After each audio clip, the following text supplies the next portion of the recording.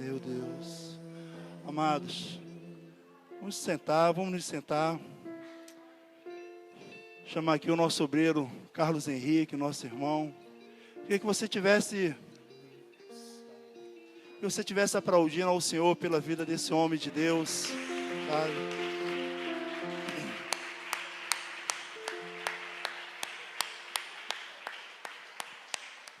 Aleluia, glória a Deus. Estenda suas mãos, vamos estar abençoando a vida dele. Senhor, nosso Deus e nosso Pai, nós te agradecemos, ó Deus, pela vida deste homem, um homem de Deus, um homem que tem buscado o teu coração, um homem que tem buscado, Senhor, meu Deus, a andar do teu lado, Pai. Deus, em nome de Jesus, nós profetizamos sobre a vida dele, Senhor, meu Deus, uma mente de Cristo, Senhor. E tudo aquilo, Deus, que tu colocou no coração dele, Senhor, venha edificar a tua igreja, Deus. Deus, em nome de Jesus, tira todo o empecilho, toda a dificuldade. Deus, em nome de Jesus, Pai, abençoa o teu filho nesta manhã com a da tua palavra. Refrigera o coração do teu filho, Deus, com o teu amor e com a tua palavra, em o nome de Jesus. Amém e amém. Graças a paz, igreja. Amém? Orei 3 vezes ao Senhor para passar de mim esse cálice, mas não deu. Abra sua Bíblia comigo em João 15, versículo 12. O tema que nos foi proposto nessa manhã é: o amor de Deus nos constrange.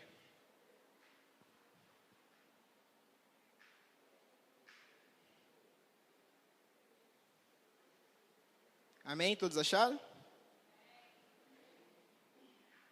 Diz assim: o meu mandamento é este: amai-vos uns aos outros como eu vos amei. Quando o diácono Wallace propôs esse tema, e eu analisando, estudando, pesquisando, e quando a gente fica constrangido em alguma situação que nos acontece, normalmente a gente fica meio sem graça, né? Que é algo que nós não estávamos esperando. E verdadeiramente, quando nós estudamos assim a palavra de Deus e vemos na vida de Jesus que é a manifestação visível do nosso Deus invisível, e a gente vê como Jesus procedia, como Jesus se relacionava, como Jesus tratava o seu semelhante, a gente vê que realmente o amor de Deus nos constrange. Porque nós julgamos as outras pessoas com o pior que nós temos e julgamos a nós mesmos com o melhor que nós temos. Por exemplo, uma pessoa do seu trabalho que você não simpatiza muito, ela pode ser muito talentosa, mas se o seu chefe pedir uma descrição sua a respeito dela, você vai dizer tudo de ruim que ela tem. Tudo de ruim que ela tem. E quando a gente vê Jesus relacionando, a gente vê os 12 que ele escolheu. Se fosse nos dias de hoje, nós pensaríamos assim: o que Jesus está vendo nesses caras? Os caras que não estudaram, que temperamental, os caras que não sabem nem ler direito, não sabem nem conjugar os verbos corretamente. O que Jesus está vendo nesses caras? Ele viu naqueles homens o que ele também viu em mim e em você. Em mim e você. Talvez você está aí sentado e me olhando e deve estar pensando: pô, eu sou muito mais digno do que ele de estar lá em cima.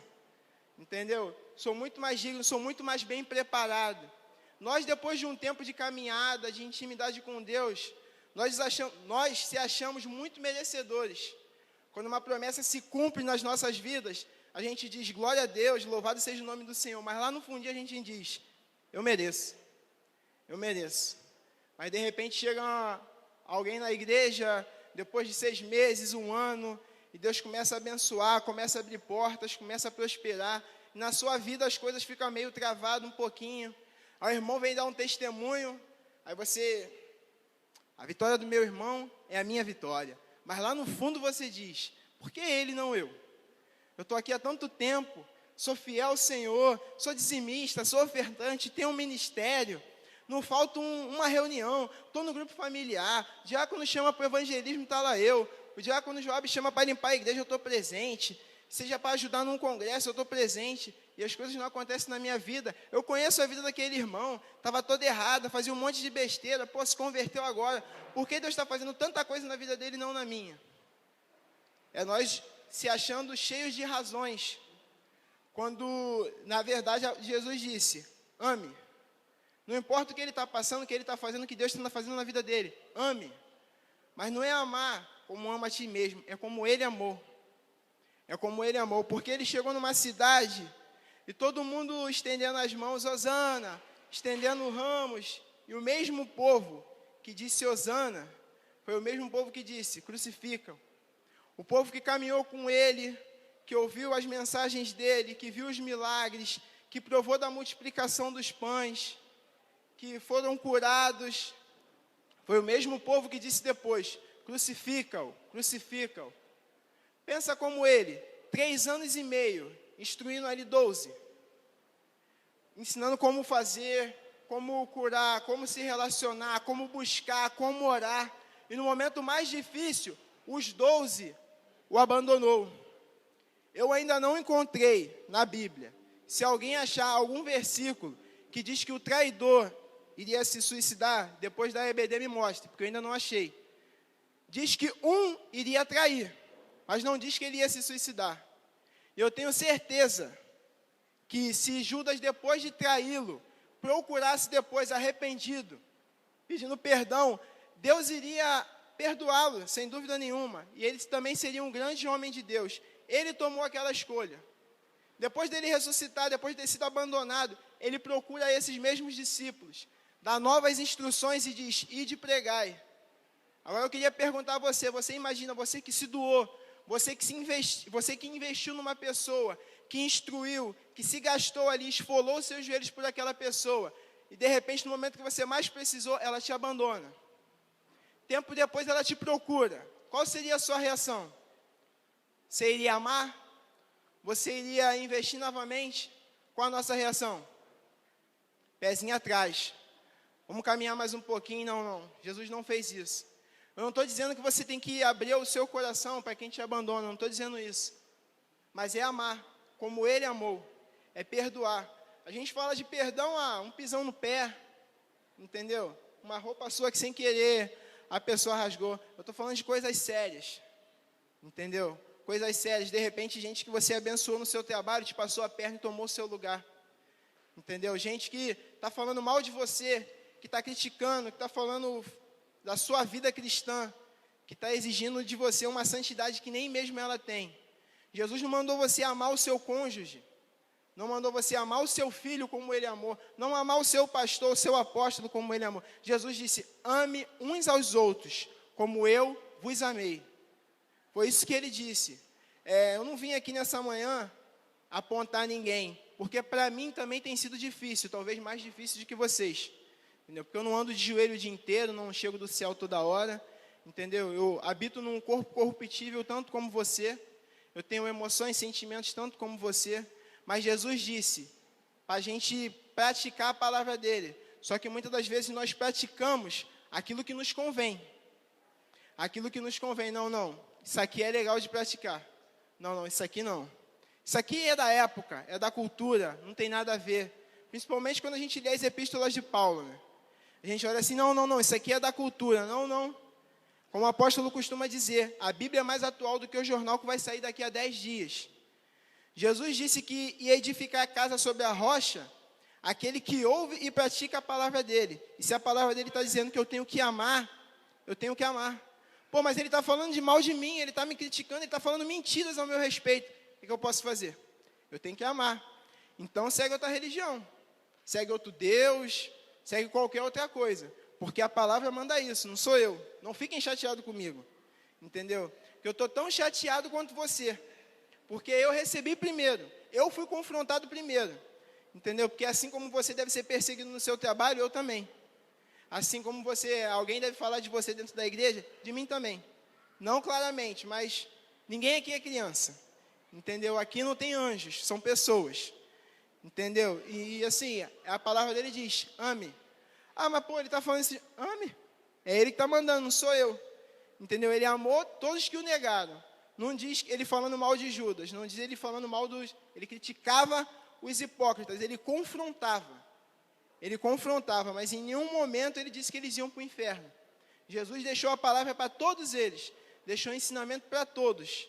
Não disse, não, você vai para tal lugar, você não vai. Ele deixou para todos.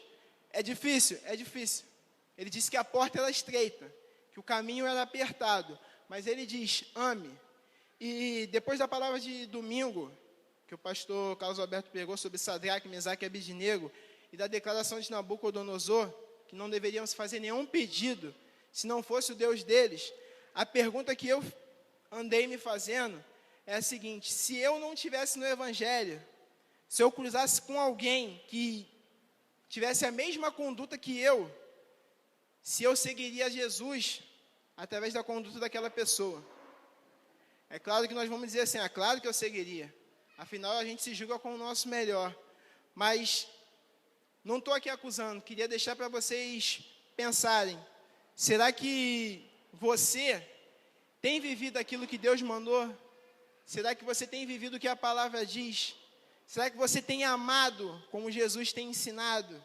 Será que você tem sido fiel como a Bíblia tem mandado? Ou você tem aqui vindo simplesmente cumprir um compromisso religioso? Tem vindo aqui bater o cartão? Não, tem que ir lá para o diácono me ver. Tem que ir lá para o pastor me ver. Não, afinal de contas eu tenho um ministério, eu tenho que estar na igreja. Então, assim, esse não é aquilo que Deus nos chamou. Deus mandou a gente amar Ele em primeiro lugar. E amar os outros como nós mesmos. Só que Jesus deu um novo mandamento. Amar os outros como Ele nos amou. Entendeu? É não olhar para os defeitos, mas sim no que a pessoa tem de melhor. Entendeu? Eu queria deixar uma pergunta para vocês pensarem. Me apresente uma obra. Eu não quero muitas não, eu só quero uma obra que justifique a salvação de vocês. Me apresente um motivo que justifique a salvação de vocês, sem ser a graça de Deus. Entendeu? Estamos aqui hoje, não é porque merecemos, é pela graça de Deus. Chegamos até aqui, conquistamos o que conquistamos, é pela graça de Deus. Só que depois de um tempo de vida de oração, de estudo da palavra, a gente se acha bom demais. A gente acha que a gente merece o que tem. Fica chateado comigo não, mas não merece. É a graça de Deus, na sua e na minha vida. É a graça de Deus sobre a igreja. Então, não importa o que faça, ame. Amém? Deus os abençoe. Aleluia. Fica aqui um pouquinho. Vamos aplaudir o Senhor. Glórias ao teu nome, Senhor. Obrigado, Jesus.